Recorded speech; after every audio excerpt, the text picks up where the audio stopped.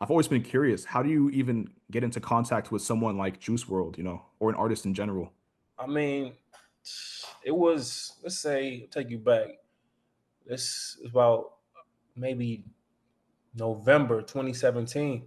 I was on the internet, I think the Explore page, or however, I seen him on, I think it was Internet Money had posted Juice, Huh. but he had like maybe, I don't know, he didn't, it was less than 10,000 followers for sure. And when I first seen him, just to be honest, I'm like, this dude kind of looked like Ski Mask and sound like who's like, he gave me like a combination, like you've seen Dragon Ball Z when you merge like Trunks and, Like and Goten. It was like, like Gogeta or something, or yeah, it was some shit. It was some Gotenks. like that. I was like, yo, he kind of fire though. Like I was rocking with it, but Yeah. I just literally seen one video, and then you on Instagram, you're gonna see 100 other videos. So I seen that, and then thought nothing of it. I mean, just thought he was dope, nothing crazy. And then January, my management at the time hit me like, yo, we going to Chicago.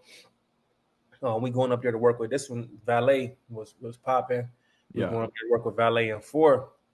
And then Brian was like, "Yo, this is kid out there named Juice World. I think you should work with him." And Brian is, to me, Brian is like Rick Rubin. Is like he's Yeah. just got that ear. And he knows what goes together. So I'm like, "Oh yeah, I seen Juice World before. I seen him on somebody's page." I'm like, "Yeah, if I get to Chicago and work with him, like we gonna make something special." But I'm not thinking of special in terms of Grammys or platinum. I'm just thinking like we gonna make some good music, because when you're going into these sessions, you're not thinking, or at least I'm not thinking, I'm gonna make a song that's gonna change. You know what I'm saying? It's just Yeah. I'm going to work. It's another day. I believe in the artist that I'm working with. That's the most important thing, and I believe that me and him would make some great music together. And ultimately, that's what happened. So when we got to Chicago, we worked with Valet. We didn't even work with Valet actually. We went to meet with Valet at I think we was at DJ Victorious's crib, Mm. and Victorious knew him and called his team, his people at the time. I think he had just got with Bibby and them. Yeah, he had just got with them, and then we set the session up for the next day. Then I worked with Ford, and I worked with Juice later on. So it was like it just kind of happened like that. Dang. So was that like the first time, or I guess like the only time you worked with Juice, or was it a consistent relationship after that? Now in person, we worked. I think it was like 4 days straight, or like two. Wow. I forget how many days it was, but it wasn't just one session. We did like a song a night type of thing where he did the freestyle thing for hours, and which was kind of crazy to see. Like I never seen anything like that up until that point, and until today I never seen it. So it was like when after everything happened and he kind of blew up, watching the interviews of him freestyling, I was like, it wasn't surprising to me, but it was just like I was interested to see how the rest of the world reacted to it, because this is how he makes songs. He's not just rapping like this; like he actually makes his songs like this. You know what I'm saying? Yeah. But yeah, we locked in for a couple of days, and we just just was cooking up. It was like instant. Man. And then after that, I kept in. I wasn't the most in touch with him. I'm not going like we was the best of friends. Spoke to him. I spoke to him when I sent them beats. Like I would hit him up like, "Yo, check this beat out" or something like that. Then I hear back from her. Like when I sampled "Bullet For My Valentine," like I just Yeah. sampled and sent it to him. He was like, "Bro, you sampled da da da," and it was like, our relationship was a creative relationship. It wasn't like we was the best of friends. Although we chopped it up in the stool, we was cool. You know what I'm saying? But when your life changed like that, I didn't feel a way like, yo, I can't get in touch with it. It wasn't nothing like that, because this man life is changing every minute of the day. So I was just happy to be a part of it and then witness, the growth and the success of just him, not even just with me attached to the project, just like, yo, I seen this guy. I thought he was, dope.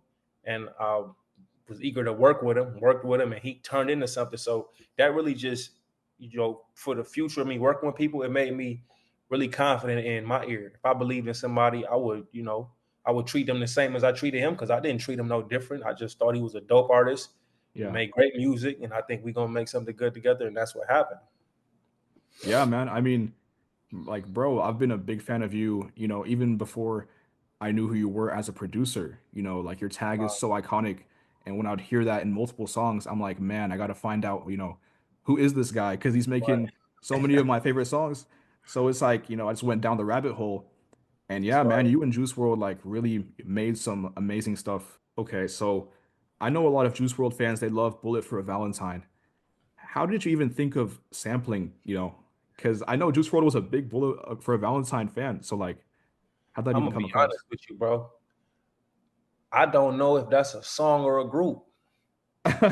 Be honest, to be 100% honest, I was watching an interview. He did an interview, and he mentioned like his favorite band or song or something, and he said like a couple of names, and he said "Bullet for My Valentine." So I went on YouTube, "Bullet for My Valentine," found the sample, and it was like, okay, I could use this. And then I texted to him, I think the same day, and he sent me back like a fire emoji, like, bro, this so whatever he said, it was like instant. But that's how that came about. Like I never, like I said, I don't know if that's a group or a song.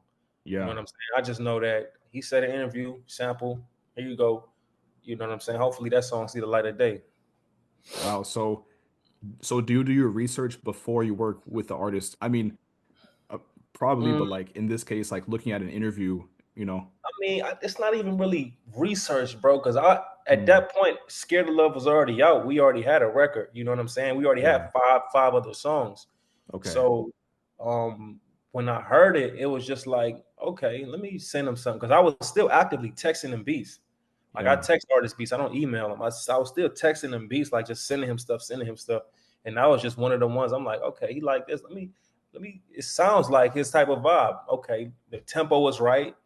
Send it to him, and that's how that came about. I didn't even know he cut the song. I figured he cut the song because he responded to it in a way like he was really excited about it. So I'm like, oh, he probably made a song to this, right?